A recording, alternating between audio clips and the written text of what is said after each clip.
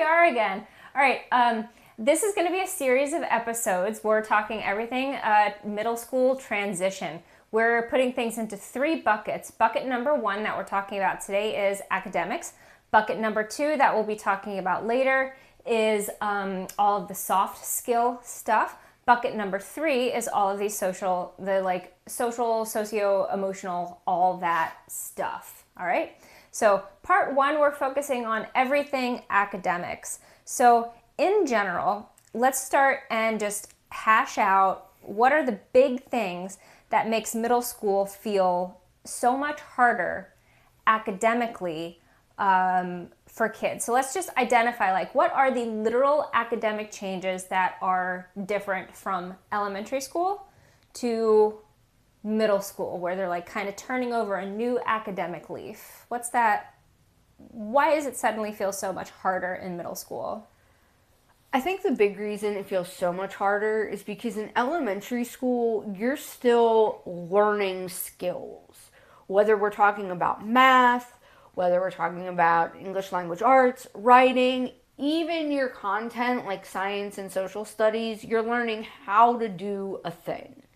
In middle school now, you need to take all those things you've learned in their totality and you need to apply them to coming up with your own thoughts and ideas and opinions and approaches about that thing, and then how do you explain it? So it sounds like in elementary school, there's a lot of guidance, there's a lot of assuming that support is needed, and in middle school, those training wheels come off, and it's much more about applying things. It's more application once you get to middle school. And I think there's a structural shift between elementary school and middle school. For sure. And I think that shift in the way your day looks really plays a part in the way you're treated. That's the whole, you go from having 1 teacher, maybe 2 teachers, to now 9 teachers. Right. And depending on the structure of your middle school, maybe you go from 1 elementary teacher to 4 middle school teachers. Maybe you go from 2 elementary teachers to like you said, 6, 7, a bunch.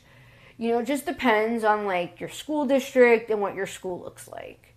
But I think it's that shift, right? Because even in elementary school, whether you have 2 or 3 teachers, you've got 1 teacher that's primarily responsible for you. Right. You're homeroom teacher or something. Yeah. Okay, so we've got a shift from a lot of guidance to more independence. We've got a shift from highly scaffolded to taking that scaffolding and support away. And of course, a lot of teachers to deal with. So I think those are a lot of general just umbrella things that we all know about elementary school versus middle school. So what do you think could be surprising to parents about the academic transition from elementary school to middle school?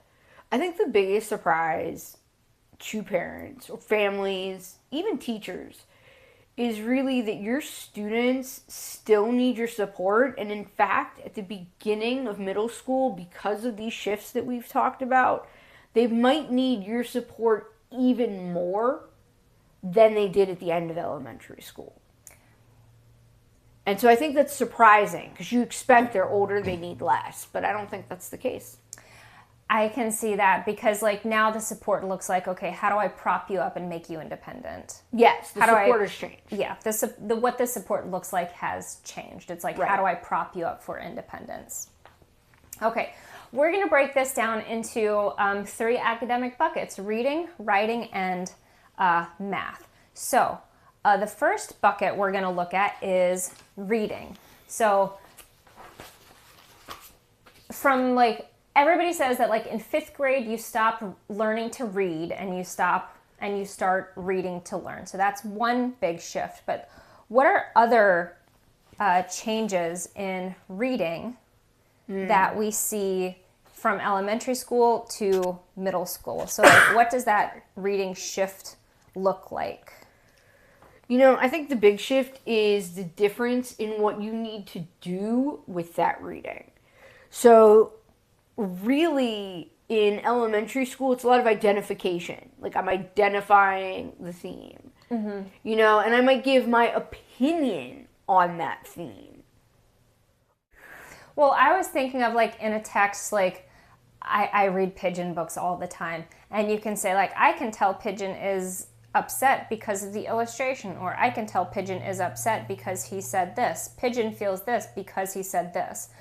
And that's just like taking a quote from the book and like saying what it means. But in middle school, when you take a quote from a book, you're not just saying what it means. You're turning it into an argument. Right. You got to take like what's on the surface and go even deeper.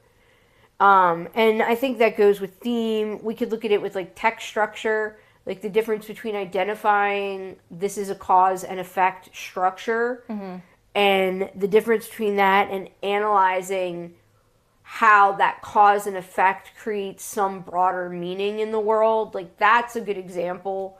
The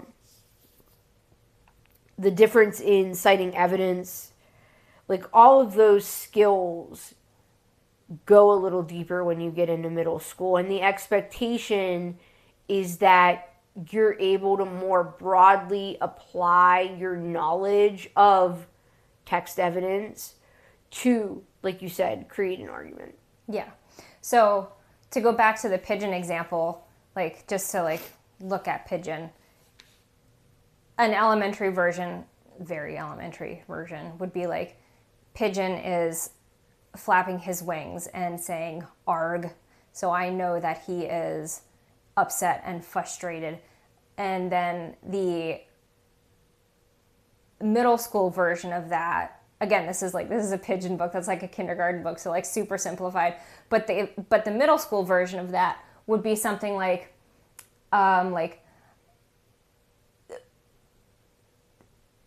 in the middle of the book, when Pigeon breaks down and is so frustrated, it helps develop the theme of like emotional regulation, because we see Pigeon get super frustrated.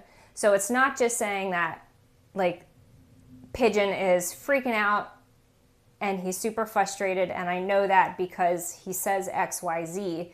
It's like connecting that to a theme and almost like just connecting the dots. So it's like you take it one step further. Pigeon says this, so I know he feels this.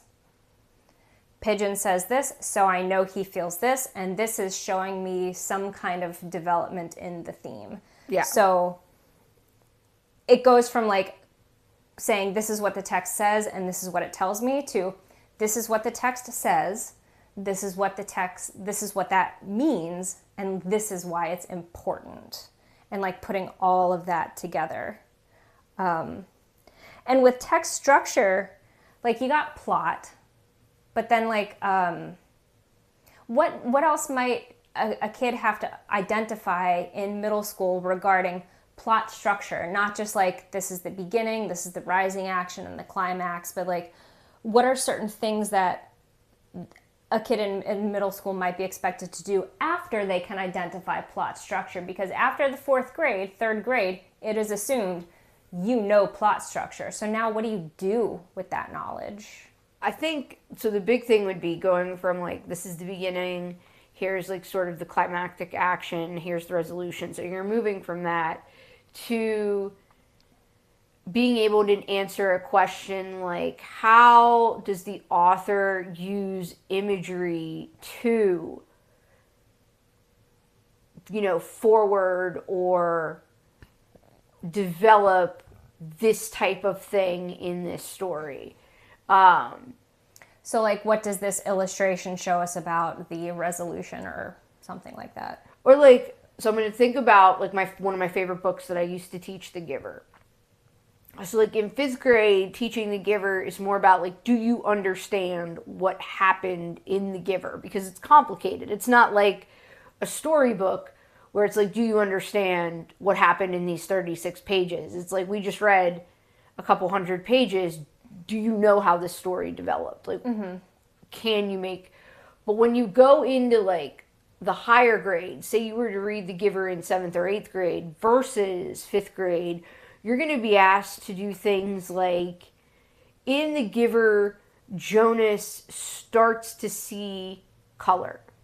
What does this signify about like Jonas's development as a character, as opposed to like what changed. Oh, Jonas saw the apple and the apple turned red, and that was different. Oh, okay. You know, as opposed to like what does that mean for Jonas, and like what sort of inference might you be able to draw about like what's happening inside of him, you know?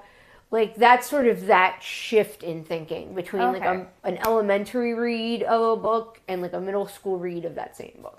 That sounds like character, like that sounds like it would go in like a character development bucket. So you're kind of going from identifying like this piece, this chunk of text, this event is character development, to saying like this is why it's important.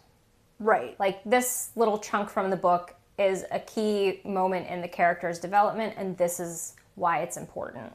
And like the imagery, like of that, like like the way it's described, like the author's craft. The author's craft, yeah. You know, how does that like better illustrate, like provide a better, more complete image, like for you as the reader? Like talking about how word choice kind of can enhance your experience of a text and the way you feel something. It's like the shift in like cognition to like metacognition. Like I'm thinking about my thinking. In earlier grades, you literally just have to recognize like, oh, this is some fancy language. The author is doing this for a purpose. But in middle school, it's like, okay, why did they do that? And exactly what does it make you feel? Yes. Yeah. Whereas in a lower grade, you just have to know like, oh, the author's doing something fancy here. You don't have to say what it is. You just have to recognize that it's happening.